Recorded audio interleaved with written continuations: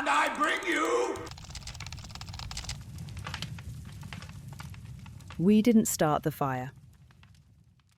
If you travelled back in time and spoke to somebody in 1665 about the Great Fire of London, they may assume that you were talking about the 1633 conflagration that destroyed part of London Bridge. If you travelled even further back in history, the Great Fire of London would have been the catastrophic fire of 1212, which is recorded as having killed 3,000 people.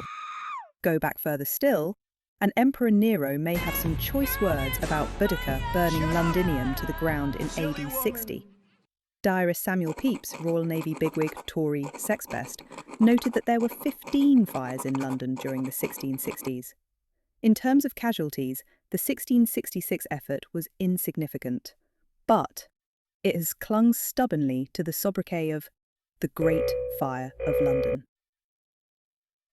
What made London so susceptible to significant fires? Was it a city of arsonists? Well, no, but yes. In a time before electricity, naked flames danced everywhere. Need heat? Fire. Need light? Fire. Need to run your bakery, tannery, smithy, brewery, dyery? Fire. People relied on fire.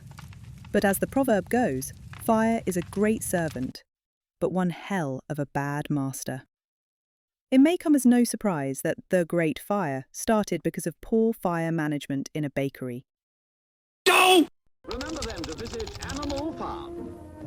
Make certain you watch Pig Brother just as he is watching you. The Three Little Pigs. Common sense suggests that naked flames plus flammable building materials is a recipe for a fire. It is, as London had proved time and time again. However, experience shows that people can be reluctant to make changes unless they can see an immediate benefit to themselves. After the 1212 fire, thatched roofs within the City of London were forbidden. No.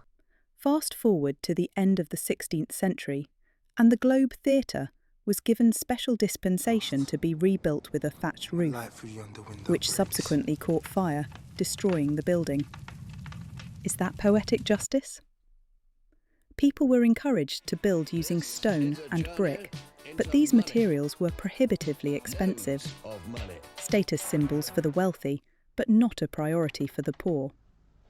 Their housing was timber-framed and built using wattle and daub. When Charles II threatened imprisonment for using flammable building materials, he was generally ignored. Plenty of hairs were split over what constituted building. Did it include extending, repairing, that exciting barn conversion off of grand designs, etc.?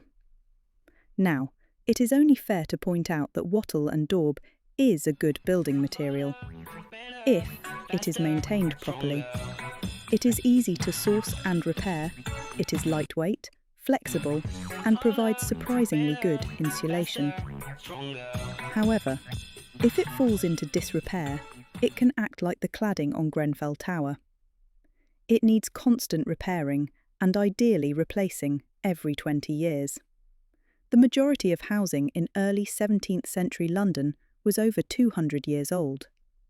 The majority was in disrepair, and the majority of landlords were more interested in recouping their rent than maintaining their properties. What the hell? No. Elfin safety. The next time you walk along Fleet Street in London, take time to look at the bollards. You may notice that they change from plain black ones to ones that have a white cap and red stars around the neck. This change signifies entry into the original City of London, otherwise known as Old London. This area lies within the city walls, much of which have been destroyed over time. The best place to see what remains of them is between Aldgate and the Tower of London. The population of Old London had swelled by 1666. Richer Londoners relocated to the suburbs, to places such as Southwark, Clerkenwell and Shoreditch, or lived in brick houses near the Strand and Lincoln's Inn Fields. Those living within the city walls lived in a place that was crowded and claustrophobic. Jetted houses leant over the streets, creating a darkness that never lifted.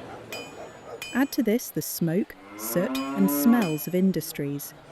Livestock roamed, contributing to the open and sometimes overflowing sewers. London's lifeline, the River Thames in the 17th century, buzzed with business. Merchant ships from around the world docked and unloaded into warehouses which stretched along the north bank. The health and safety executive was but a twinkle in a fun sponge's eye in 1666, and warehouses were overfilled and were not fireproofed. Flammable materials stored inappropriately in the vicinity of fire, well, yeah.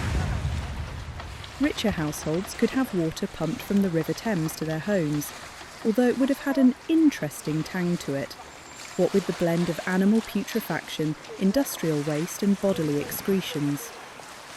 Competing for business in the 17th century gig economy, boatmen touted for passengers by shouting, "Oars, oars!" When not taxiing people up and down the river, these boatmen could be found sheltering in narrow alleyways, or in one of the many taverns along the river. London Bridge was the only other way to cross the river, which made travelling by water quicker and easier. When the Great Fire happened, the boatmen doubled and tripled their fares. Shameless gouging on their part, yes, but why not?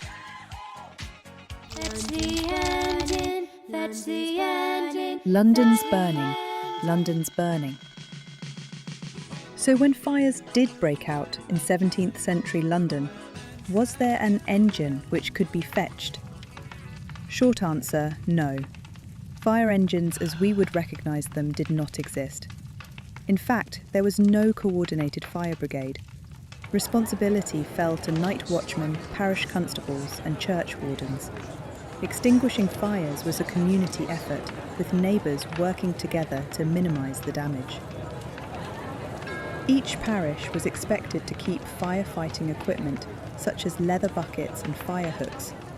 In a fire, people formed a chain from the nearest well, pump or the River Thames, passing the buckets hand to hand. This was clearly inefficient for large fires.